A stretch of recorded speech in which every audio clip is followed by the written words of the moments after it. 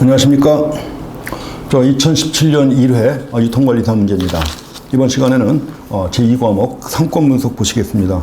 그 상권분석 문제에도 그동안 많이 나왔던 내용들 반복해서 출제가 됐습니다. 어떤 내용들 나왔는지 보시겠습니다.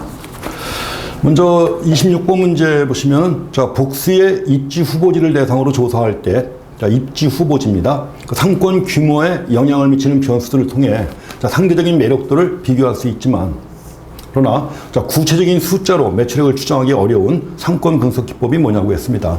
바로 2번에 나와 있는 체크리스트법이죠.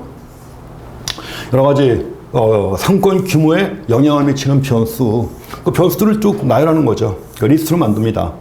그러니까 리스트로 만든 다음에 이제 각각의 그 항목마다 점수를 갖다 부여하는 거예요. 5, 4, 3, 2, 1 이런 식으로 한 다음에 이제 첫 번째 항목은 5점, 두 번째 항목은 3점 이런 식으로 해가지고 점수를 갖다 부여해가지고 입지, 후보지를 조사한 다음에 입지를 선정하는 거죠. 그게 상권분석 기법인데, 근데 체크리스트법으로 하게 되면 어떤 입지가 바람직한가 하는 것은 나오지만 구체적으로 매출액을 추정하기는 어렵죠. 이것이 바로 체크리스트법입니다. 그렇지만 나머지 허프 모델이라든가 회귀분석법, 유사점포법, 유사점포법은 흔히 유추법을 얘기하는 겁니다. 애플바움의 유추법인데, 애플바움의 유추법을 갖다가 유추한다는 말이죠. 유사점포를 대상으로 유추한다 해가지고 유사점포법이라고도 하고, 또 영어로 아날로그법이라고도 합니다. 그냥 아날로그법 해가지고 이렇게 직접 나오기도 하니까 확인하시고요. 유추법, 유사점포법, 아날로그법 다 같은 얘기입니다. 그 다음에 M&L 모델 모형도 있죠. 이런 것들은 다 구체적으로 매출액을 추정할 수 있는 그러한 그 상권 분석 기법이 되겠습니다. 그래서 26번은 2번이 되겠고요. 다음에 27번입니다. 이용 목적이나, 이용 목적도 하나 나왔습니다. 공간 균배의 원리가 나와 있죠. 원래 공간 균배의 원리 해가지고 페터가 주장한 겁니다. 그래서 공간 균배의 원리에 따르면 점포 이용은 세 가지가 있습니다. 네 가지 구분하죠. 네 가지 해가지고 집심성, 집재성, 산재성, 국부적 집중성 해가지고 네 가지 구분하는 겁니다. 근데 또 한 가지가 이용 목적에 나와 있으니까 이제 같이 생활형이라는 게 나와 있죠. 입지 이용을 설명하였다. 가로 안에 입지 이용으로 옳은 게 뭐냐고 했습니다. 아주 쉬운 문제죠. 점포들이 모여서 집적 효과를 얻는다고 그랬죠. 이게 뭐죠? 집재성이죠. 점포들이 모여 있음으로써 고객들이 많이 몰려드는 겁니다. 주로 이제 가구 같은 경우에 되게 지역마다 가구 단지가 있잖아요. 가구 단지로 몰려들기 때문에 집재성 점포에 해당하는 것이고, 배후지의 중심지에 위치하는 것이 유리하다고 했는데 이게 바로 집심성입니다. 집심성. 그래서 CBD에 입지하는 것이 바람직하다. 그 다음에 10번은 지역 주민들이 주로 이용한다고 그랬죠. 지역 주민들이 이용하면 뭐죠? 이게 이용 목적에 따라서 볼 때 생활형 입지가 되는 겁니다. 그 다음에 동일 업종끼리 모여있으면 불리하다고 그랬죠. 분산 입지해야만 바람직한 겁니다. 분산 입지해야만 바람직한 경우를 산재성 입지라고 하는 겁니다. 흔히 나오는 문제 중에 하나입니다. 그래서 정답은 4번이 되겠습니다. 첫 번째가 집재성, 집심성, 생활형, 산재성 해가지고 네 가지 구분합니다. 흔히고 공간 균배 원리도 자주 나오는 거니까 그 세 가지, 네 가지 유형 잘 확인하시기 바랍니다. 그 다음에 28번 가장 많이 나오는 거죠. 넬슨의 소매 입지 선정 원리에 해당하는 용어를 설명했다. AB 안에 들어갈 용어를 올바르게 짝 지은 것이 뭐냐고 했는데 가장 쉬운 문제 중에 하나입니다. 상호 보완 관계에 있어요. 상이하는 업종이지만 상호 보완 관계에 있다. 상이하는 업종이지만 보완 관계에 있다면 같이 몰려있는 게 바람직한 거죠. 같이 몰려있는 것이 바람직한 것이고, 이럴 때 나타나는 게 바로 뭡니까? 같이 위치해야만 바람직하다는 거죠. 양립성이라는 겁니다. 양립성이라고 하는 것이고, 다음에 두 번째, 유사업종의 점포인데 역시 집재성 점포가 바람직하다는 거죠. 이럴 때는 결국 뭐예요? 좀 전에 얘기했던 거 집재성 점포 해가지고 가구처럼 같이 몰려있는 게 바람직한 겁니다. 집적 효과가 큰 거죠. 바로 뭐죠? 이게 누적적 흡인력이라고 하는 겁니다. 누적적 흡인력. 그래서 A번은 양립성에 대한 내용이고 B번이 누적적 흡인력에 대한 내용입니다. 그래서 넬슨의 소매 입지 8가지 원칙이 있는데 늘 나오는 거고, 또 한 번만 보시면 쉽게 알 수 있는 겁니다. 그래서 또 나올 거라고 기대하시면 되겠습니다. 다음에 29번입니다. 상품 구매를 위해서 점포까지 이동하는 동선이에요. 고객이 움직이는 선을 얘기하는 거죠. 동선을 분석할 때는 통행자의 심리 상태를 이해하는 것이 중요하다. 다음 중 동선과 관련하여 소비자의 심리를 나타내는 대표적인 법칙으로 옳지 않은 게 뭐냐고 했습니다. 원래 네 가지가 제시가 되고 있습니다. 동선과 관련해가지고 소비자의 심리를 나타내는 대표적인 법칙 네 가지가 제시가 되고 있는데 그 네 가지. 최단거리 실현의 법칙이 있죠. 또 보증 실현의 법칙이 있습니다. 안전 중시의 원칙이 있고요. 또 네 번째, 집합의 원칙이 있습니다.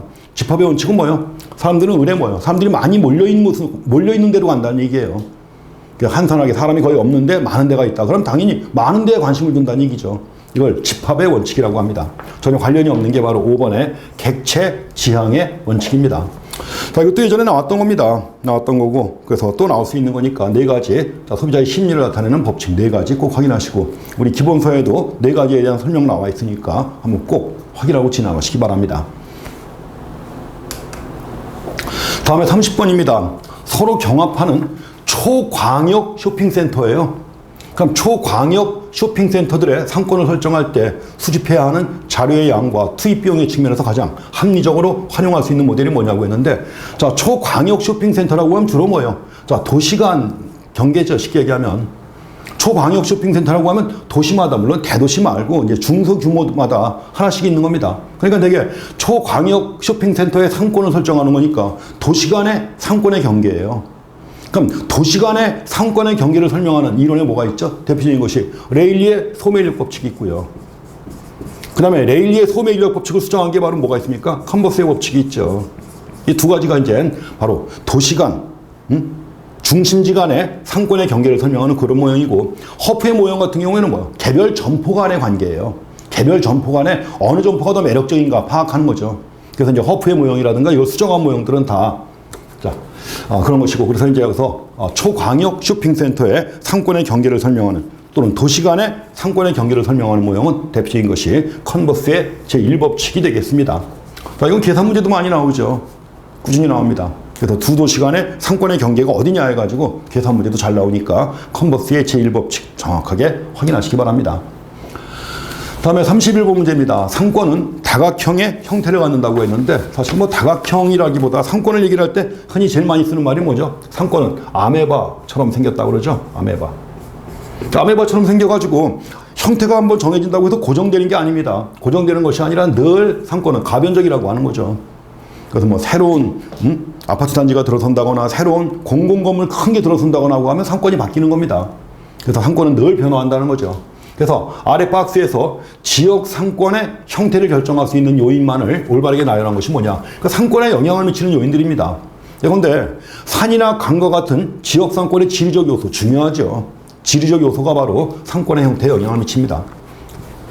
근데 뭐 산이나 이런 걸로 둘러싸여 있었고, 뭐 포켓 상권이라는 것도 처음에 나온 적이 있었죠. 포켓 상권. 그러니까 2016년에 나왔던 건데, 이런 것들이 영향을 미치는 겁니다.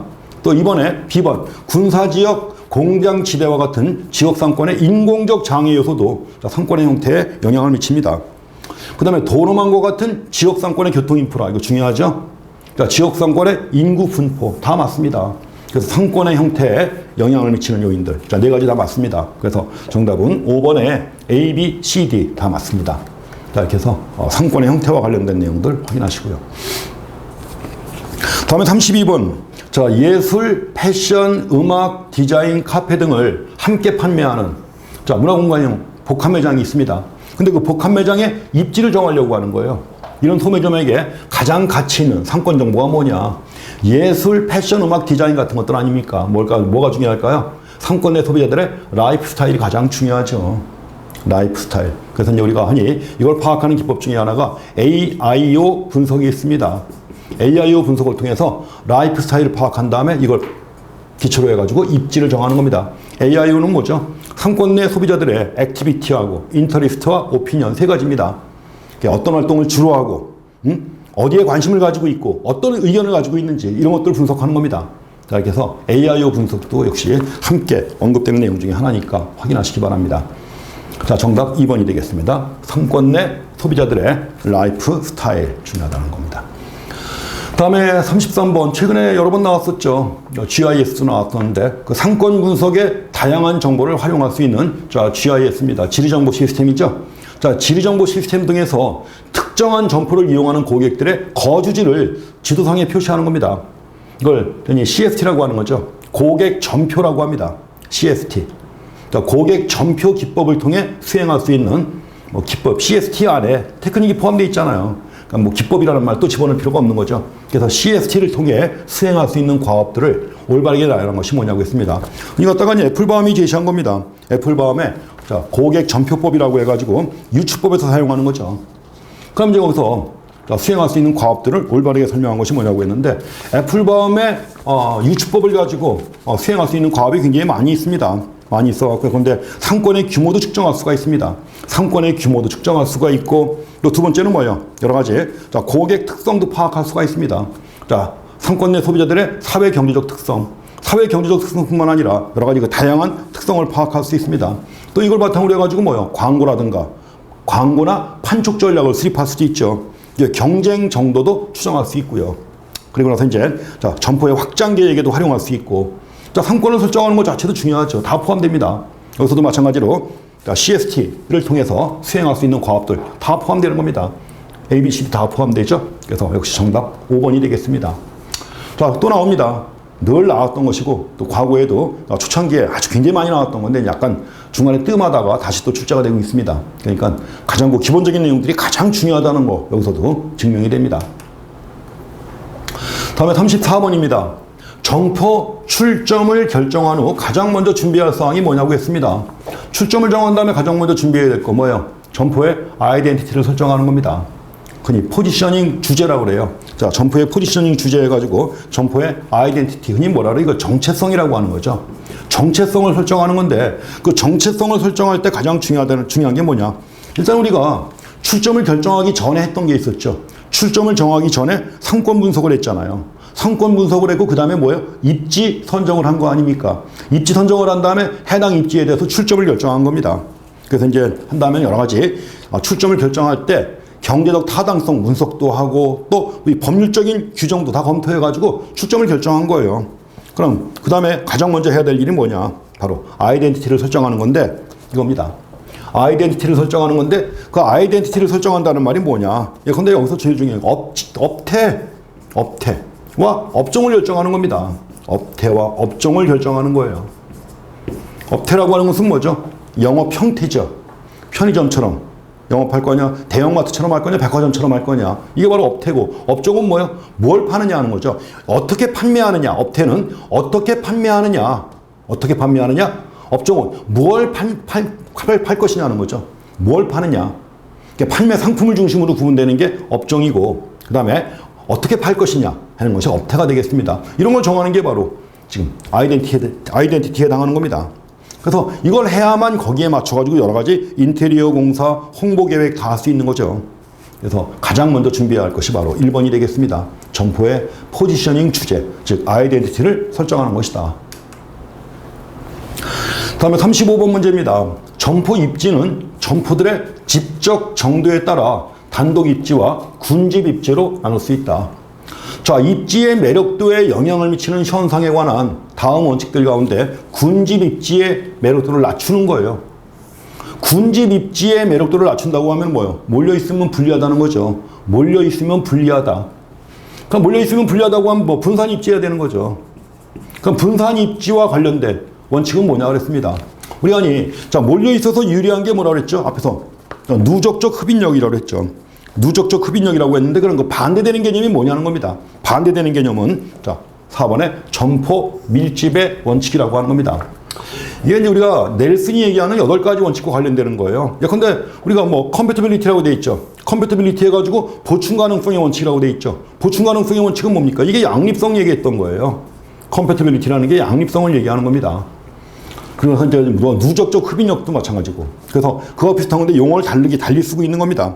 그래서 입지의 매력도를 평가하는 원칙, 또는 입지 대안의 원칙이라고 해가지고, 그러니까 입지 대안의 원칙을 갖다가 이제 8가지를 제시하고 있는데, 이게 다 넬슨의 8가지 소매 입지의 원칙을 다른 말로 표현한 거예요. 똑같은 겁니다.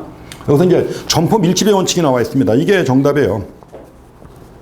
자, 점포 밀집의 원칙은 뭐냐면, 자, 지나치게 유사한 점포나 보충할 수 있는 점포들 있죠. 이런 것들이 밀집되면 오히려 고객 유인을 감소시킨다는 겁니다. 점포들이 오히려 유사한 점포들 너무 밀집되어 있다. 그러면 오히려 자, 고객의 유인 효과를 감소시키는 이런 현상을 점포 밀집의 원칙이라고 하는 겁니다. 이렇게 해가지고, 자, 이건 약간 이제 특이한 문제 중에 하나입니다. 특이한 현상 중에 하나인데, 몰려있음으로써 오히려 매력도를 낮춘다는 겁니다. 그 매력도를 낮춘다면 당연히 뭐예요? 같이 몰려있지 말아야 된다는 거죠. 이와 관련된 원칙이 점포 밀집의 원칙입니다. 다른 원칙들은 많이 나왔던 건데 이거는 안 나왔던 거예요. 8가지 원칙 중에서. 그러니까 이것도 점포 밀집의 원칙 해가지고 확인하고 지나가시기 바랍니다. 자, 다음에는 36번 문제입니다. 소매점포 고객을 배우 상권 거주 고객과 직장 학교 고객 또 유동 고객으로 구분할 수 있다. 3가지로 구분했습니다. 배우 상권 거주 고객, 직장 및 학교 고객, 유동 고객으로 구분했죠. 그러면 점포에 따른 고객 구성에 대한 내용으로 옳은 게 뭐냐고 했습니다. 이번에 광역 쇼핑센터가 있다. 광역 쇼핑센터라고 하면 뭐예요? 도시를 다 커버하는 거예요. 그래서 광역 쇼핑센터의 경우에는 상권이 어디냐? 도시 전체가 상권이 되는 겁니다. 그래서 광역 쇼핑센터의 상권이라고 할 땐 도시 전체가 되는 거예요. 그 고객은 대부분 다 유동 고객이다? 아니죠. 도시 전체니까 도시에 거주하는 사람들이 올 거 아닙니까? 배우 상권 거주 고객입니다. 그래서 광역 쇼핑센터의 고객은 대부분 다 배우 상권 거주 고객이다. 이번에 중심 상업지구 CBD입니다. CBD의 고객은 거기 거주하는 사람들이에요. 그 CBD의 직장인 학교가 다 거기 있습니까? 아니죠. 뭐야 이건? 유동 고객입니다. 그래서 배우 중심 상업지구의 고객은 다 유동 고객이라고 하는 겁니다. 그 다음에 3번에 학교 앞 문방구 입지의 고객은 누구예요? 다 학교 고객이죠. 학생들. 틀렸습니다. 그 다음에 4번에 관광지 쇼핑센터의 고객은 배우 상권 거주 고객 이런 게 어디 있습니까? 대부분 다 뭐예요? 유동 고객이죠. 유동 고객이고 또 이것이 균등하게 있는 것도 아니죠. 주로 유동 고객입니다. 그 다음에 5번에 근린 쇼핑센터입니다. 근린이라는 게 뭐예요? 네이버푸드. 사람들이 거주하고 있는 거주지 주변의 쇼핑센터 얘기하는 겁니다. 거주지 주변의 쇼핑센터라고 하면 대부분 다 뭐예요? 배우 상권 거주 고객이죠. 이렇게 해서 파악하시면 되겠습니다. 정답은 5번이 되겠습니다. 원래 우리가 유통관리사 시험 과목이 4과목이 있지만 4과목 중에서 가장 쉬운 게 상권 분석입니다. 늘 기본적으로 나오는 것들만 잘 파악하시면 뭐 거의 다 맞을 수 있는 거예요. 또 범위가 그거밖에 안 되기 때문에 늘 나오는 문제들이 또 나옵니다. 그래서 이런 것들은 주의해서 확인하시고요. 다음에 37번 도시의 공간 구조는 도심과 부도심, 주거지, 산업지구, 교외 등으로 계층을 이룹니다. 이에 따라 도시의 상권도 계층 구조를 가지고 있죠. 상업 입지들 가운데, 상업 입지입니다. 상업 입지들 가운데 공간 구조의 특징 때문에 쇼핑센터를 계획적으로 개발하기 가장 어려운 데가 어디냐? 도시의 공간 구조 때문에 쇼핑센터를 계획적으로 개설하기 어려운 데 어딜까요? 사람들이 주거지 가까운 데죠. 왜냐면 주거지에는 아파트 단지 있고 아파트 단지 주변에 상가들이 있잖아요. 거기다가 어떻게 쇼핑센터를 계획적으로 만들 수가 있습니까? 어렵죠. 그래서 가장 어려운 데가 어디냐고 했습니다. 가장 어려운 곳은 바로 주거지 인근 상점가입니다. 이런 경우에는 규모가 큰 쇼핑센터를 계획적으로 만들기가 어렵죠. 원래 우리가 흔히 쇼핑센터를 정의할 때 어떻게 하나요? 쇼핑센터는 대개는 교외 지역에 위치하죠. 교외 지역에 위치해가지고 하나의 개발업자가 전체를 갖다 구성해가지고 개발하는 겁니다. 그래서 이미 여러 가지 건축물이라든가 이런 것들이 다 들어와 있기 때문에 주거지 인근 상점가에서는 쇼핑센터를 계획적으로 개발하기가 어렵다는 거. 그렇게 체크하시기 바랍니다. 다음에 38번 문제입니다. 입지를 선정할 때 취급 상품의 물류 비용을 고려할 필요성이 가장 낮은 도매상이 뭐냐는 겁니다. 원래 사실 그 물류 비용 때문에 그런 것도 있잖아요. 근데 우리가 드랍시퍼라는 거 있죠. 드랍시퍼. 드랍시퍼는 흔히 뭐라고 하는 이거 직송 도매상이라고 하는 겁니다.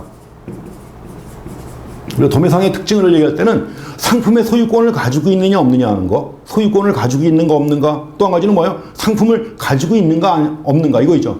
근데 직송 도매상은 소유권은 가지고 있어요. 도매상이 소유권은 가지고 있는데 그 상품 자체는 가지고 있지 않은 겁니다. 소유권만 가지고 있는 거예요. 가지고 소매상이 주문하게 되면 공장에서 직접 보내는 겁니다. 그런데 여러 가지 건축자재 있지 않습니까? 건축자재, 블록이라든가 벽돌 이런 것들은 물류 비용이 엄청 들잖아요. 그래서 그걸 가지고 와가지고 쌓아놨다가 또 보낸다? 불가능합니다. 그러니까 이런 것들은 소유권은 가지고 있지만 제품 자체는 공장에 있는 거예요. 공장에서 직접 물류 비용을 절감하기 위한 거죠. 근데 고려할 필요성이 아예 낮다고 그랬죠. 뭘까요? 브로커입니다. 브로커는 뭐예요? 중간에서 거래만 성사시키는 거예요. 소유권도 가지고 있지 않고 물건도 가지고 있지 않습니다. 그러면서 뭐예요? 도매상과 소매상 간에 거래만 성사시켜주고 수수료 받는 겁니다. 이게 바로 브로커죠. 그러니까 당연히 물류 비용을 전혀 고려할 필요가 없죠. 브로커는. 연결만 시켜주는 거니까. 그래서 물리 비용을 고려할 필요성이 가장 낮은 도매상이 뭐냐고 했는데 5번에 브로커가 되겠습니다. 다음에 39번입니다. 소매상이 직접 하게 되면 경쟁과 양립. 흔히 넬슨이 말하는 점포 입지 원칙과 관련해가지고 벌써 3문제째 나온 거죠. 25문제, 20문제 중에서 벌써 3문제째 나온 거예요. 그만큼 잘 나오는 겁니다. 그래서 서로 다른 성격을 갖게 되므로 가능하면 양립을 통해서 상호 이익을 추구하는 것이 좋다. 다음 중 양립의 원인, 함께 위치함으로써 고객들을 많이 끌어들인단 말이에요. 고객들을 많이 끌어들이는 효과가 있는데, 양립의 원인 해가지고 보통은 보충 효과하고 직접 효과 있죠. 그 다음에 상승 효과, 이거 흔히 시너지 효과 얘기하는 겁니다. 시너지 효과 얘기하는 거예요. 그래서 시너지 효과를 갖다 한자로 써가지고 상승, 그러니까 서로 올린다 이겁니다. 그래서 시너지 효과 얘기하는 것이고, 차별화 효과도 있죠. 정답은 4번에 차단 효과인데, 차단 효과는 뭐와 관련된 거죠? 흔히 우리가 중간 저지성이 있죠. 중간 저지성. 그래서 점포가 위치함으로써 다른 지역으로 가는 사람을 중간에 차단하는 거예요. 차단해가지고 고객을 유인하는 겁니다. 그래서 중간 저지성이라고 하는 게 바로 차단 효과 얘기하는 거죠. 그래서 여기서 양립 관련해가지고 원인을 옳지 않은 것은 뭐냐? 4번에 차단 효과가 되겠습니다. 다음에 40번 문제입니다. 상권 분석에서 점포 선택과 상권의 크기를 파악하기, 소매 상권의 크기를 파악하기 위해 사용되는 허프 모형입니다. 허프 모형, 참 무지하게 잘 나옵니다. 허프 모형에 대한 설명으로 볼 수 없는 게 뭐냐고 했습니다. 1번에 허프 모형은 확률적 상권 분석 모형이죠. 확률적 모형 해가지고 허프 모형, 수정 허프 모형, 또 그 기초가 되는 게 루스의 선택 공리가 기초가 되는 거니까 당연히 들어가고, 이거 말고도 M&L 모형이라든가 M&L 모형, 또 MCI 모형, 이런 것들이 다 확률적 점포 선택 모형입니다. 그래서 1번 맞고요. 2번, 특정 점포에 대한 효용은 점포의 크기와 점포까지의 거리죠. 그래서 특정 점포에 대한 효용, 매력도가 점포의 크기와 점포까지의 거리에 의해서 좌우됩니다. 3번에 소비자와 점포와의 물리적 거리는, 물리적 거리인데 이걸 시간 거리로 대체해서 계산할 수 있죠. 물리적 거리지만 시간 거리로 대체해서 계산할 수도 있습니다. 그 다음에 4번에 거리에 대한 민감도 계수가 있는데, 민감도 계수는 상권이나 소비자 개인을 불문하고 고정되어 있다? 아닙니다. 민감도 계수라고 하는 게 뭐예요? 상권이나 소비자 개인에 따라서 달라지는 겁니다. 그래서 어때? 시험 문제 나올 때도, 계산 문제 같은 거 나올 때도 어떤 때는 민감도 계수를 갖다가 뭐예요? 2로 하는 경우가 있고, 1로 하는 경우가 있고, 3으로 하는 경우도 있잖아요. 시험 문제. 그래서 민감도 계수는 그때그때 달라지는 겁니다. 이거 잘못됐습니다. 상황에 따라 변화할 수 있다는 가정하에서 허프 모형이 정립이 되는 겁니다. 4번이 잘못됐습니다. 민감도 계수가 고정되어 있다고 했는데 이게 잘못됐습니다. 5번에 특정 점포의 효용이 경쟁 점포보다 클수록 그 점포가 선택될 가능성이 높다고 가정한다. 지극히 당연한 말씀이죠, 이거는. 그래서 여러 점포들의 효용을 계산해가지고 비교한 다음에 효용이 제일 높은 점포, 거기 간다는 얘기예요. 그래서 점포 선택과 관련된 허프의 모형입니다. 4번이 되겠습니다. 다음에 41번. 확률적 상권 분석 기법들이 이론적 근거예요. 좀 전에 우리가 허프의 모형과 수정 허프 모형, 그 다음에 M&L 모형, MCI 모형 봤지만 이론적 근거가 되는 게 뭐예요? 루스의 선택 공리라고 그랬죠. 루스의 선택 공리가 여기에 나오는 겁니다. 그래서 루스의 선택 공리와 관련이 없는 것들이 뭐냐고 했는데, 그러면 관련이 있는 것들은 다 뭐예요? 관련이 있는 것들은 확률적 모형 아니에요. 확률적 모형들은 관련이 있고, 그건 없는 게 뭐죠? 레일리의 소매인력 법칙이죠. 소매 중력 모형. 이거는 규범적 모형입니다. 크리스탈러의 중심지 이론과 함께 레일리의 소매인력 법칙은 규범적 모형이에요. 그러니까 이제 당연히 루스의 선택 공리와는 관련이 없죠. 자, 정답 1번입니다. 아주 쉬운 문제, 다 연계되는 문제들입니다. 또 늘 나오는 것들이에요. 늘 나오는 게 반복해서 이렇게 출제가 되고 있습니다. 자, 42번 문제는 상권 분석 방법들 중에서 특정 입지의 매력도를 점수로 평가할 수 있지만 매출액을 추정하기 어려운 방법, 이게 웬일입니까? 아까 26번 문제 나왔던 거 있죠. 상권 분석 문제에서 두 번째 문제가 이거 아니에요. 매출액을 추정하기 어려운 모형이 뭐냐? 똑같은 문제를 두 번 낸 겁니다. 정신 나간 출제자예요, 아주. 이게 출제자가 이랬어도 나중에 검토하는 사람이 이것들을 찾아냈어야 되는 건데 형식적으로 하니까 못한 겁니다. 뭐였습니까? 아까 체크리스트법이라고 그랬죠.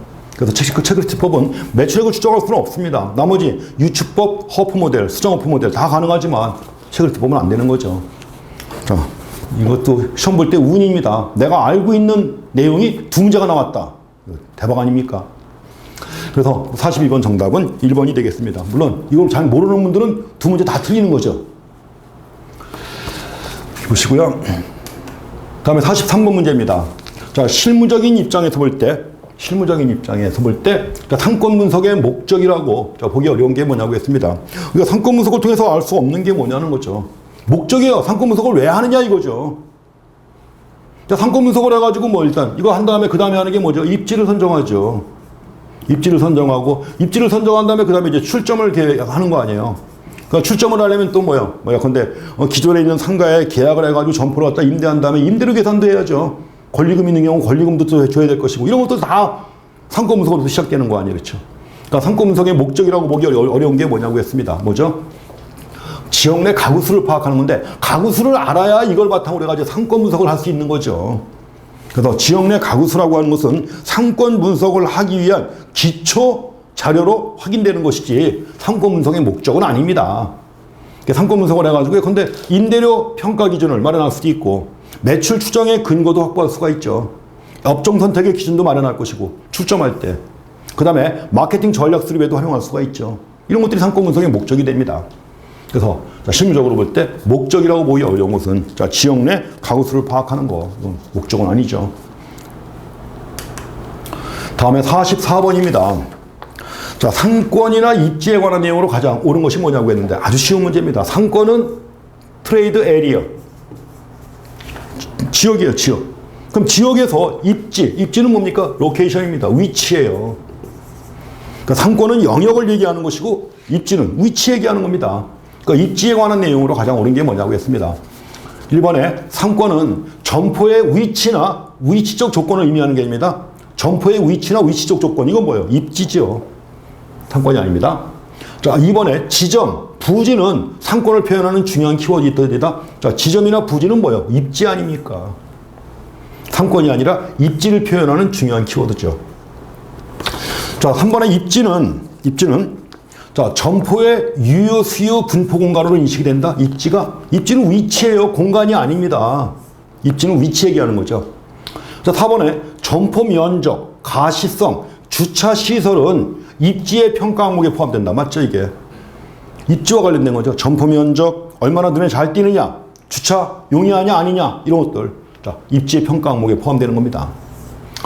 5번에 입지는 어떤 지역에 밀집한 점포 집단의 영향권이다. 그 점포 집단의 영향권 해가지고 흔히 뭐라 그래요? 상세권이라고 하죠. 상가나 아니면 재래시장 같은 경우. 그래서 이런 거 이제 우리가 상세권이라고 하는 거예요. 그래서 이런 걸 의미하기도 한다고 했는데, 자, 입지가 아니라 뭐야? 상권, 즉 상세권입니다. 상권 중에 또 하나의 형태인 상세권이 여기에 해당하는 거죠. 그래서 자, 44번, 자, 4번이 맞습니다. 아주 쉬운 문제죠. 다음에 45번 문제입니다. 상권 분석에 허프 모델을 적용할 때 상대적으로 설명력이 떨어질 가능성이 큰 분석 대상이 뭐냐? 그리고 허프 모델은 결국은 뭐예요? 여러 점포가 있을 때, 여러 점포가 있다? 여러 점포가 있는데 어떤 점포를 선택할 것이냐 하는 거죠. 어떤 점포를 선택할 것이냐, 이걸 결정하는 모양이에요. 그럼 점포가 많아야 될 거 아니에요. 많아야만 이걸 적용할 수 있는 것이죠. 그럼 점포가 많다고 하면 우리가 늘 이용하는 그런 점포들, 예컨대 슈퍼마켓, 약국도 많이 있잖아요. 병원도 많은 것처럼. 또 그 다음에 문구점도 많이 있죠. 패스트푸드점 많이 있죠. 이런 것들이에요. 전문 오디오 제품점, 이런 것들은 뭐예요? 몇 개 안 되죠. 전문 오디오점, 아마 도시마다 한두 군데밖에 없습니다. 이런 것들은. 이런 것들은 결국 뭐냐? 허프 모델을 적용하기가 어려운 거죠. 점포가 많지 않기 때문에. 그래서 점포가 많을 때 어떤 점포를 선택할 것인가, 이걸 설명할 때 허프 모형을 적용하는 겁니다. 그래서 상대적으로 설명력이 떨어질 가능성이 가장 큰 분석 대상은 전문 오디오 제품입니다. 자, 이렇게 해서 상권 분석 문제 살펴봤습니다. 말씀드린 것처럼 범위가 넓지 않습니다. 그래서 늘 나오는 내용들이 반복해서 나오기 때문에 기본적인 사항들만 처음에 명확하게 정리해 두시면은 만점 맞을 수 있는 과목이 상권 분석입니다. 여기까지 하겠습니다. 자, 수고했습니다.